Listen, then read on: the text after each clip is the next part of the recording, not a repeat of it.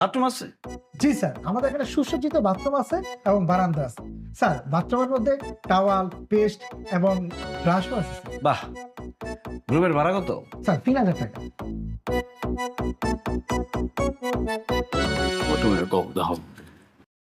আহ, 3-3-6 তো আমরা দিতে পারবো, 2.5-2.5-5, 5-এর বেশি দিতে পারবো না। আর বাথরুমের ভাড়া দিতে পারবো 1000 টাকা। বারান্দায় যাবো না, বারান্দায় কোনো ভাড়াও দেবো না। আমি যাবো ভাই, আধা ঘন্টা লাগে যাইতে হইব, ওই কাপড় চোপড় দিব না। ছোট ভাই এখন বারান্দায় যাবো আধা ঘন্টার লেগে, তাইলে 500 টাকা।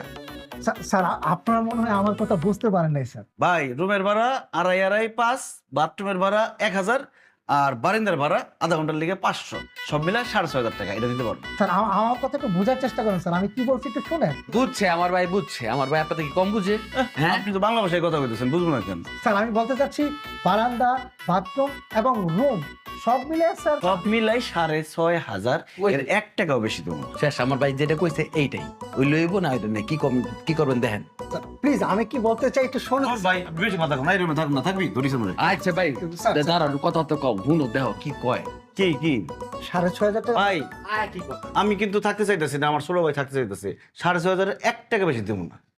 স্যার, 6500 টাকা ভাড়া রাখলে আপনি খুশি? হ্যাঁ, 6500 ঠিক আছে, কিন্তু সবকিছু ঠিক মতো লিখে দিতে হইব যে রুমের ভাড়া 2 জনের 5000 টাকা, বাথরুমের ভাড়া 1000 টাকা, বারিন্দার ভাড়া আধা ঘন্টা লিখে 500 টাকা। পরে আবার বেশি দিলে হইব না কিন্তু। জি স্যার, অবশ্যই লিখে দেবো স্যার। জি স্যার, লিখতেছি স্যার। তবে স্যার, রুমের ভাড়া কিন্তু 3000 ছিল। এই লোকটা বেশি কথা কয়। হ্যাঁ, আমি থাকবো, আমি যাবো। স্যার, স্যার, বাদ কথা লোকটা। ঠিক আছে। 3000 টাকা তো আপনি কইছেন, আমরা দামাদামি করে নিলাম না। আমাদের জন্য 2.5, 2.5, 1 আধা শেষ জি স্যার, লিখে দিচ্ছি।